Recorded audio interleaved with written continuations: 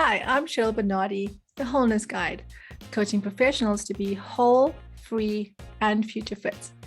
In today's video, I want to share a very simple money management guide. I didn't say easy, but I said simple, especially for graduates. And I'm going to be covering three aspects that cost the most in our budgets, which is housing, transportation, and food. Now, the reason why I'm doing this today is because I currently live in South Africa, and we are seeing just ever increasing living costs that people are struggling with. There's also a high unemployment rate, especially a youth unemployment rate.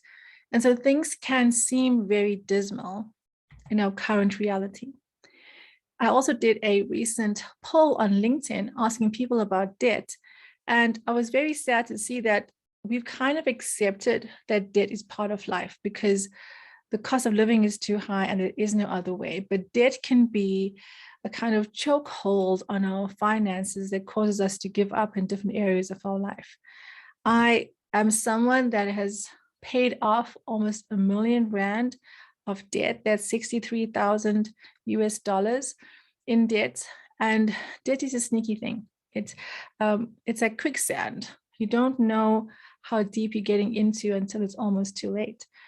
And with our recent increases in petrol and electricity, we have to think about how can I manage my budget more effectively?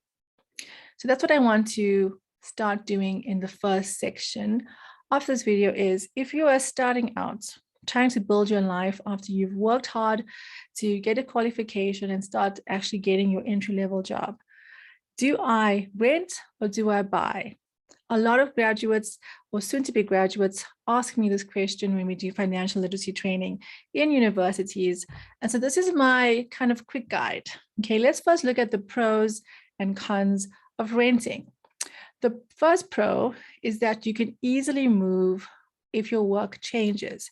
And we have to think about how the world of work has changed. So previously, our parents were okay to buy a property and live in the same area, perhaps close to work, over a long period of time, but that's changed now.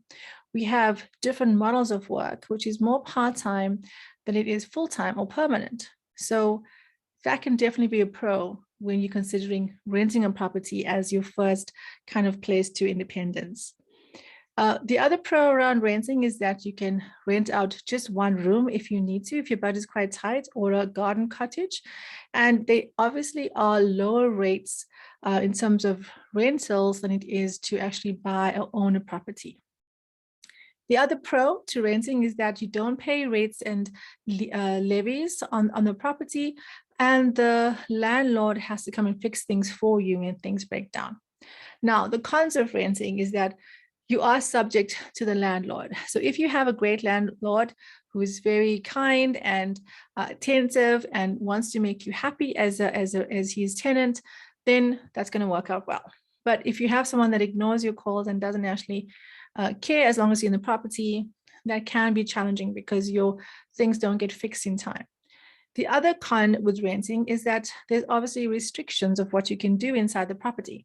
If you put up any paintings with nails in it on the wall, you will have to restore the inside of the home to what it was when you rented it, obviously cleaning out carpets and things like that. So you have to be very careful about not causing too much damage in the property while you're living there. And then obviously the other con is that it is a temporary contract, so the owner can sell the unit at any time. Now let's go into the pros and cons of buying a home. So before I get into this, I just want to share some of my local context. As being a South African, I've seen how graduates are eager to buy their first home because it might be that this is the first property that their family can afford to own. And that can be very compelling as a motivator. I owned my first property at age 24. And that was one of the reasons why I decided to purchase my own home was because my manager told me at the time, Cheryl, you're earning some good money now. You should use this money wisely and invest in an asset. So I thought, okay, that sounds like good advice. And I looked for a property. And looking back now, it was not the best choice for me. But I bought the property because I didn't trust myself with money. I knew I wasn't good with managing money. So I thought, well, if I own a property, at least I have something to show for it. So having something to show for your money might seem like a good idea, but let's go into it because it might not be the best thing. I've learned this lesson the hard way, unfortunately. So let's look at the pros firstly. Firstly, you can create your own oasis. So this is your own home. You can paint the walls, whatever color you want. You can put up as many paintings as you want. You own it, which feels wonderful. And then you also get to decide where you want to live. So you can decide on the area you want to live in, and then you can shop around until you're happy to buy something that you really, really like and choose to be there for a long time. And if you are motivated by stability, this gives you that. It gives you long-term stability that this is my home for the next 5, 10, 15 years. The cons of buying your own property, and this is something I really, really wish that people took time to speak to me about, but obviously if it was the bank, they just wanted the sale, okay? The interest that you pay on your mortgage or bond, as we call it in South Africa, is really, really intense. And depending on what interest rate you get and what happens in the market in terms of interest rate, some countries are more favorable in terms of lower interest rates. So that might make sense in your context. But in other countries where interest rates are high and employment is kind of more unstable, that could be very tricky because you could end up paying almost double the price of the home over a 20-year period. So let's just say you buy a property for R1 million. In 20 years, you paid interest that's about 134% on that home. So yeah, do you want to buy your bank a house? That's the question. Another con is that now you have to deal with the body corporate and all of the requirements that comes with being an owner. So you have to be involved with the decision-making processes of the place you're staying in, either it's an area or it's a gated community, or it's a kind of townhouse living where it's a sectional title, and then you have to abide by certain rules of the body corporate. So that can also be quite tricky if you don't really understand what's required there. Again, a con here is that you can't just call the landlord if the toilet stops working or the geyser bursts. That is your responsibility now. And we don't often think about planning for all of these costs. So my biggest little tip here is don't let your home become a prison. Don't rush into something if you're not sure that home ownership is the right thing for you for this stage of your life. So be careful, please, of rushing ahead, because it's very difficult to extricate yourself from that once you've signed on that dotted line. Other factors to keep in mind when you are trying to decide whether you should buy or rent a property. The first one is proximity to your place of work. Remember I said that looking back, that was a bad idea to actually buy the property. Well, I had to travel quite a lot in Johannesburg traffic, and it was not fun. But if I was smarter when I was younger, I would have maybe, once I moved jobs, moved closer to where I work to save a lot of that time, because honestly, the time that you spend traveling, it wears you down, it just drains your energy. So you're not productive. It doesn't add to your quality of life if you have to travel a lot to where you work. And then think about the range of amenities that are available in the place of renting. Sometimes you can have a really great area or neighborhood or like rental opportunity where you're able to do your laundry if you don't maybe have a washing machine. So think about the things that makes it easy for you as a young person to be able to live your life frugally as much as possible. If you are going to be renting perhaps or buying, make sure that you look at 2 or 3 options in the same area, or even just 5 or 10 kilometers outside of that radius, because often one suburb can be slightly more pricey than another suburb, just because of proximity to perhaps malls or the highway. But if you go a bit further in, away from those areas, it can be significantly lower in terms of the rental or even your mortgage. And then think about social groups. Are you able to stay close to friends and family still and stay connected? Because if we get a place where we're too isolated, that can really have a negative effect on our mental health. So think about that very carefully. Think about these factors. How far is it going to be away from my work? Do I have everything I need around me? Is there shopping centers that makes my life easier? Is there, places where I could spend time on the weekends? Have I looked at enough properties to see that I'm getting the right kind of value? Don't just take the first thing that you find. Am I close to the people that I care about, or can I get to them if I need to? And then think also about location in terms of the crime levels in South Africa. We have to think about that. Is it safe for me in case I have to take public transport and walk a few kilometers to get home? Am I going to be safe to do that in the evenings? And is it close to the highway enough that I don't get stuck in traffic trying to get out of my neighborhood? So things to consider when you are thinking about buying or renting. In this section, transport is such an important aspect of our budget. We're all dreaming about that first car. It's freedom, right? But that freedom can come at a cost that we're not maybe ready to pay yet. So we've been dreaming about this moment for many years to finally have that. And sometimes we can have that dream car in mind. I would see sometimes some of the graduates that I worked with, they would graduate and then the next year had bought their dream car, and they had the bow, and they were taking photographs on the dealership floor. And only because I understand money better now, I realize what a big mistake that is, because the minute you drive it away from the dealership, it's already losing value. So you want to buy a car that's at least, okay, I'm getting ahead of myself here, but at least 4 years old as your first car, because that's when the maximum depreciation value has already happened.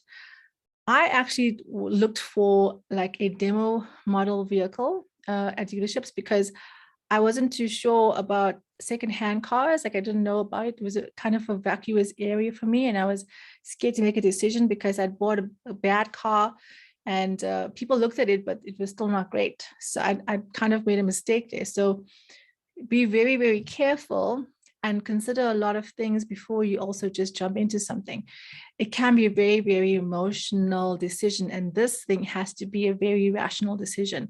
So you have that expression, follow your heart, but take your head with you. You definitely want your head and your heart to work together when it comes to thinking about your first car.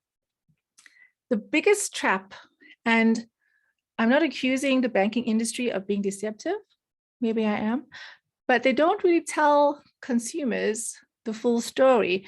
It is our right to know that, but they kind of leave the onus on the customer to kind of delve deeper. So be careful of that. Because if the person says to you, if the salesperson says to you, what can you afford every month? What's your budget? What can you afford every month? They'll say, I'll work out a deal. Be careful when they say, I'll work out a deal. The deal is going to give them commission, but it's going to give you a lot of headache because of the omission of information that they are not giving you. So be careful of that. The biggest trap is if I can afford the installment, then I can buy it. And here's why that's dangerous, because there's lots of factors to consider when buying your first car. There are maintenance costs. You have to service your vehicle at least twice a year. You might get a service plan included on your purchase, but that also might come with additional costs, so be careful of that. There's an annual car license that you have to pay. There is an insurance that you will have to get in order to drive your car. And we have to consider also, what is that excess amount? If you get into an accident, sometimes they'll also want to lower your insurance premiums to be affordable, but then you have a high excess. So, and if you can't afford the excess, what are you going to do? So very important to do the math with this. Make sure you get everything in writing and look at it in black and white for the real cost. Think about the petrol, the gas that has to go into this. With the rising petrol prices, maybe you want to look at a hybrid model of a car to kind of cut down on those costs. And then things like car wash and parking at the mall those are all things to think about. What will it cost if I have to replace a tire? You know, some models of cars are more affordable for these kind of regular things that need to be fixed than others. If it's going to cost you almost like half your salary to replace an electronic key in your very expensive dream vehicle, you're going to be crying on the inside and maybe on the outside too. So never ever just look at the monthly cost, look at the annual cost. Here's a good rule of thumb when it comes to your vehicle cost calculation. So generally banks recommend that you don't spend more than 30% of your annual gross salary on a car, and that your monthly cost for the car. Now, all things included, not just the installment that you're paying to the dealership, your insurance, your maintenance cost, your miscellaneous expenses that come with it if your tire bursts, and if you are driving in roads like Johannesburg where there's potholes everywhere, that's going to be a reality. So make sure you do all of that costing, and your monthly cost there, not the installment of the car, should be no more than 10% of your salary. Other recommendations put it at 25%, but now if you're buying a home as well, that's also an additional cost.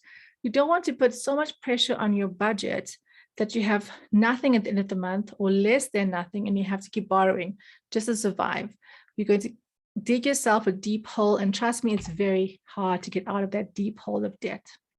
So what other options do I have when it comes to public transport, to your transport costs? Well, if you are renting, if you decide to go the rental route, maybe you can actually rent a place that's closer to your workplace. So you can either walk or use a bike to your workplace, or you can rather use public transport. That's going to work out much less than owning a car and paying back a car. So I've got a lot of this about car considerations and buying a house in my book. I go into detail with that there because I've tried to create a guide that makes sense for you. So my book, Managing Money in the Real World, I'll leave a link in the comments below, really helps you to deal with this stuff, the stuff that people don't tell you or assume that you know. But if it's the first time that you are renting or buying a home or thinking about getting your first car, you don't know what you don't know yet. So I wrote the book that I wished I had when I was 21. And then the other big expense on your budget is going to be your food costs. So here's some quick tips that I share with our university students around managing your food budget. Now, this is something you don't really want to hear because you're like, Cheryl, don't kill my vibe. I want to have fun. I don't have time to do these things. I'm young and I'm free and I don't want to do this adulting thing yet. But unfortunately, this is part of the adulthood that you can't avoid. You will have to plan your meals. You will have to have a grocery list when you go shopping. It's just something that you have to do because it's like laundry. You can't avoid it. And the more you do this and adopt it, creating a meal plan and only using what you need when you go to the store is helpful. And also making sure that when you do get to the store, you only do maybe one shop a week as opposed to 2 or 3 shops, because that's when you end up buying things you don't need. So I go into meal planning and budgeting and being frugal about that, how not to buy vegetables that you end up just throwing away because you haven't used it. Still a challenge for me, but I'm sharing what I've learned that works over the past years. Another bonus tip I want to share with you is, especially for just coming out of university or even while you're still at university, look for the charity shops in your area. I discovered this recently when I was looking for toys for my daughter because toys are super expensive. And I found these charity shops that have toys at a fraction of the cost because she'll give it away anyway. And I found that there's really helpful items there, some really good secondhand clothing. And I took 2 of my interns that I'm mentoring at the moment to these shops, and they were like, oh, wow, this is amazing. So if you don't mind shopping at these places, it can really help you to keep your budget low so that you can prioritize spending on your transport costs and your housing costs and your food costs. So this is what I would love to leave with you in this video, is that no one gets financially literate by osmosis. This area of personal growth requires intention, focus, humility, and continual improvement. If it seems like other people are managing the money better than you, enjoy that illusion, but it's probably not true. They're probably struggling with certain areas as well, because no one talks about their personal finances, or no one tells you that they're struggling with their budgeting. So I want to encourage you to get this book. I really enjoyed writing it because I could leverage all of my mistakes that I've made. I'm sharing all of the things I'm learning now in this stage of my life, being able to be more frugal and being more intentional about how I'm managing my money. It's a holistic guide to personal finances for early career professionals. So if you're about to graduate university, if you have graduated and just starting out, and you're saying, I wish there was just a simple book that tells me how step by step to do things that I have to do in the real world. Like, how do I manage my first salary? How do I consider renting versus buying a house? How do I buy my first car? How do I manage my food budget? Those kind of things that are, how do I save and invest? That's also something that comes up a lot when we do our training sessions in university spaces. These are the questions I've tried to answer. So if you get the book, when you get the book, I'd love to get your feedback on it so that you can tell me if there's certain things that you still like me to add to the book, or maybe do a workshop on, or another video on, because I really want to help young people to thrive. You know, when you start working, you sometimes face a disillusionment of, is this what I work so hard for to get here? Because work is difficult, work is challenging. It's not once I start working, things take care of itself, or once I start earning money magically, it all just makes sense. It does not. So if you're struggling, just know it's normal, and you have the power to actually decide, hey, I want to take control of my finances. I want to start early with having good financial habits, because trust me, if you do this, please be smarter than me. If you do this, your future self will thank you, and you will be very happy that you were able to bring together in alignment your finances, your career, and your relationships together. So I hope that this video has helped you. And I would love to have your feedback if you were able to get the book. And let me know if there's other questions that you have around personal finances that I can try and answer in the next video. Until then, have a great day.